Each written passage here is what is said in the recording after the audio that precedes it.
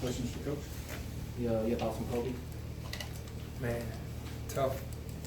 Kobe Bryant meant a lot to the world, to the basketball world, to all of his fans, to a ton of people who probably weren't even basketball sports fans, just fans, period, of his. Just devastating news yesterday to hear about what happened to him, his daughter, and the rest of the families. And being in a big fraternity in the NBA, man, it's just crushing just to know that that happened. We're on planes. I've been on helicopters. I've been in those situations plenty of times because that's been our life. And every time you go on, you're just, praying to God that you come down to be able to go home. And to see that happen to him and his family yesterday, his daughter and the rest of those families, man, it was tough to see. Is there any kind of reflection that you may have had from some of the time that you may have spent either with him, guarding him, or just talking to him? Well, yeah. I mean, he's a very competitive guy, a guy that was always in tune with what he wanted to do. And you knew that when he was coming to town, that it was going to be a battle. There's certain guys that he just had on the list that he felt like he had to show that he could compete with or dominate or wanted to dominate or even be on that level. And I was one of those guys that I knew that when he came to town that he wanted to show who he was, and just a tough competitor, didn't really fraternize with the rest of the players in the league. He wanted to keep it all business while he was in the league because he was about championships. And after he got done, it was kind of pleasing to see that he started welcoming guys into, train them, to talk to them about the game, and share his knowledge with not only the males but the females around the country. So I thought that was pretty cool. Did you talk to any of your players about him? Did you have a chance to say, look, No, I'm going to talk to the players today. Just kind of have like a meeting or whatever. But I spoke to Shaq yesterday, and kind of, just reflecting on the time that we had in Orlando, and just told him that I loved him, and it's just amazing how this happened, and and that was it. Coach, did Shaq say anything about Kobe texting his son? No, we didn't get into detail like that. We just kind of talked to each other. He told me he loved me back, and that was it. But nothing more than that. I on to serious things. You had a chance to look at the film from the game last week. Any thought, reflection, good points or bad points? Well, the good points of us in the first half moving the basketball, what we call a .5 mentality. 12 assists and 2 turnovers, and one of the turnovers was a screen. Second half, Paul got stagnant. We're not identifying the guys that really need the ball. It's kind of like a system where we kind of give everybody freedom, and I think that freedom is used at the wrong times, and we got to get the ball to certain people. It just is what it is. It's always been a pecking order in life, and on this team, we keep missing the people that really need the ball, honestly. I remember when I was in school, Coach Finch having a meeting with our team, and it was like, okay, the ball needs to go to these people for us to be successful, and we gotta start recognizing who those people are during the game. And we won't go through those big lulls, and then you depend on those guys every single night to do that. And everybody else can be a product of what goes on inside of that. And I think the games that we've lost, we haven't found that identity on who the ball really deserves to be in whose hands. And when that happens, it makes it tough. When you have DJ. Absolutely, those are our 2 top scorers. That ball needs to be in Precious' hands, DJ's hands, and probably Lester's hands. Lester's a really good one-on-one player, a guy that can get to the basket. And everybody else, we're not saying that you can't play, but then those guys need to touch the ball for sure. How difficult is it to, you've had the freewheeling offense, whoever's open, you get them the ball, let them go. How difficult is it to try to change that then and to regiment them in now? No, not difficult at all. I mean, we're at a position right now where we got to finish the season strong. There has to be some accountability. We've given them a ton of freedom over the year. I mean, we went on a 10-game winning streak, so the freedom has worked. Right now, with us, losing that toss the way we did, and then coming home and losing a 12-point lead with 7 minutes to go, it's like we're not recognizing that. So we'll be fine. I mean, like I said, man, I'm not making excuses for a young team, but a lot of these guys have never hit adversity. A lot of these guys are playing out of position on this level. I mean, you lose James, who's supposed to be the 5. Malcolm was supposed to come back and be the 5. Now we've been playing Precious at the 5 97% of the game. Even though he plays it, I'm sure that's not his favorite spot to play. DJ goes to the 4. That's not his favorite spot to play, but we have to do what we have to do. And other guys just have to step up, but they have to get it right. We have to get it right to move forward for sure. You've made some changes over the last couple weeks, 2-3 weeks. Did you see enough against SMU where maybe this next game, there won't be as many changes, or are you still looking to make changes? Changes as far as Just anything, I mean, there was the change in the starting lineup, there was the. yeah, we did that before the conference started. We're really after the Tulane game going into conference in Wichita. We stayed with the same group, but I think that you're starting to get a feel now that conference is going on, what's going to work. And the biggest thing is the guys, the commitment that they need to have to one another and the sacrifice. I think a lot of the sacrifice that they came in with is kind of gone out of the door with the freedom that they have. A lot of guys are getting into themselves instead of the team. And if you're not on the inside, you would, if you've never played sports, you'll know how important it is to stay together on all facets of the game and every minute that you're out on the floor. And any kind of dissension, any kind of turmoil, any kind of someone being upset or whatever, it can change the flow of the game in just a matter of seconds or minutes. And when that happens, it's hard to kind of overcome it. And being a young team, you know this is going to happen. We've known it's going to happen all year. Adversity was going to hit this team, and how are we going to handle it? And right now, a young team isn't handling it well, but they're learning. How about you as far as being able to handle it? Because you've been through it as a player on some of your AAU teams. You've had especially when you get to championship level, things sometimes go your way, sometimes they don't. How do you impart to them, your feelings about, and just your feelings about it, just for yourself? I'm a total team guy. I'm all about togetherness. I'm all about sacrifice. I'm all about that, and that's what you have to keep preaching. I mean, honestly, this Kobe Bryant, it didn't take for me to see Kobe Bryant's situation yesterday to understand and keep things in perspective. I buried one of my players from middle school a week ago, 20 years old, from being murdered. So a lot of times we panic at the wrong time. We still have an opportunity to do something about our situation. I can't bring George B back. You can't bring Kobe and Gigi back. So sometimes it just gets skewed on what's really important in life, and a lot of times these kids start feeling more pressure than they should.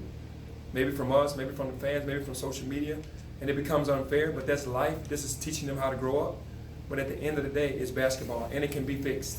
So, let's not lose sight of that.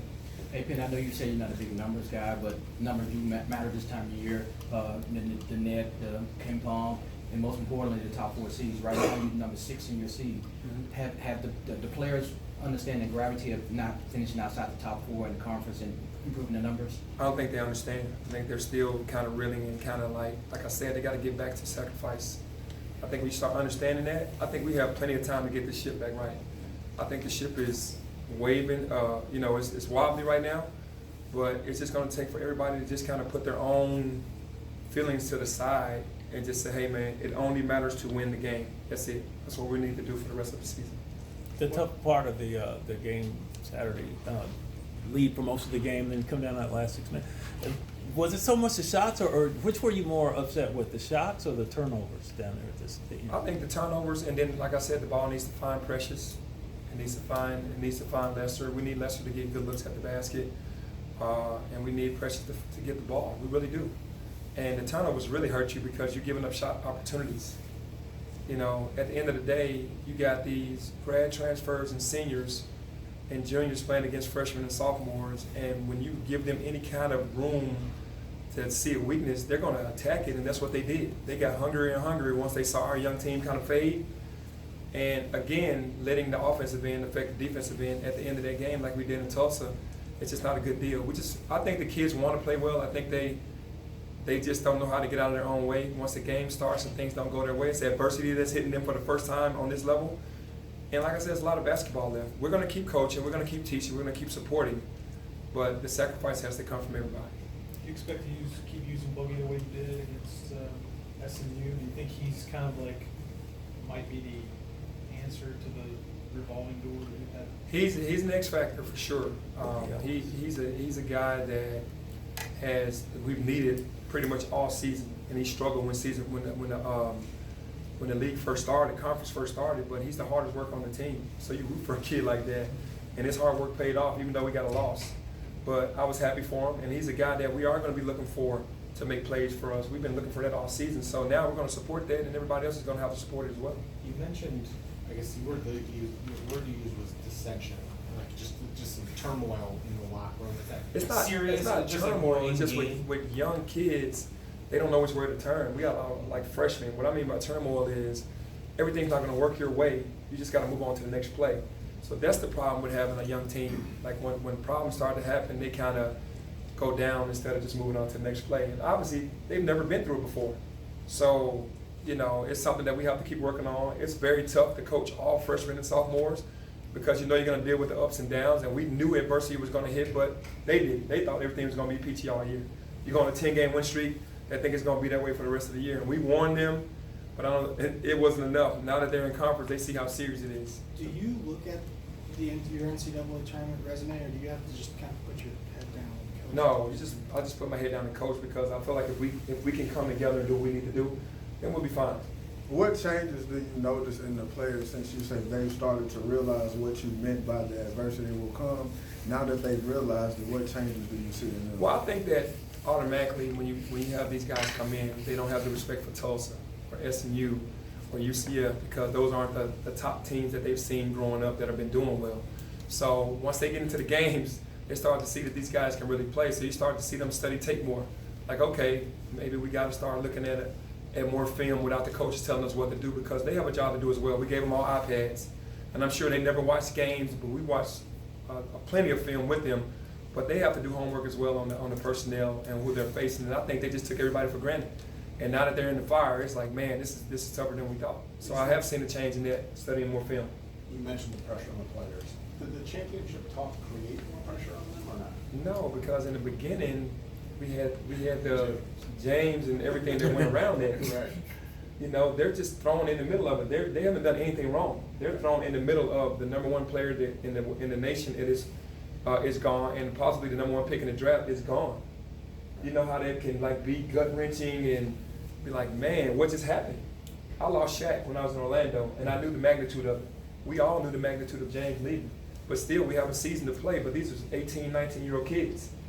I mean, come on. The fact that you then won a bunch of games, it made it seem like it was going to be easier Yes, without him. and that's what we knew it wasn't going to be easy without him. We really played more desperate to try to hold it together until he got back. He and Lester got back. I think that was the situation. We played more desperate and had more attention. I think the 10-game win streak made them relax going into conference because they thought it was going to continue to be that way, and it hasn't. You don't have any, at this point, no commitments. Is there concern about if it spirals, the long term? You had big plans for this when you got here. Yeah, Any concerns for sure. about? I mean, anything can go any kind of way because you lost the number one pick, but you have to keep fighting. I got into this to try to get the team and get the city back relevant, to try to win a national championship. And I think we've done a damn good job in 2 years on bringing names in here and winning games. I mean, we're 14-5. We're not 5-14. And last year we won 20+ games and made it to the NIT. And it just, with everything that happened last year. So to me, with everything that's going on, I'm proud of the boys. But they also have goals and dreams as well of being in the NBA. So maybe at some time most guys are like, man, I got more pressure on myself because I want to be a one and done. And that's happening in university around the country to every team. Coach, I know your focus is on UCF. You have UConn coming up this weekend and for one of the final times in conference. How disappointing is it to lose the Huskies in the AAC? No, it's very disappointing. But, the conference is still strong. It's definitely still strong, but you'll miss UConn being in the conference because of their history and the championship they've won on both sides, men's and women. But the conference is still really strong. And last week you said you was focused more on Memphis versus SMU. Is the focus still more on what you're doing versus what UCF is doing this week? I think a lot of the things that we're doing are self-inflicted. I'm not taking away from any other team. I think that the things that we need to do, we just got to shore it up, and we got to get back to the basics in the game. We got to box out. I just remember the laser focus we had going into Tennessee, and we carried that game plan out perfectly at Tennessee, and the guys were so proud of that. I think lately we just haven't really been able to mentally get locked in with all guys across the board for whatever reason, maybe to get back to that mental space going into every game. I think if we do that, we'll be just fine. Thank you. Thanks, Coach. Thank you. We done, Phil? We done?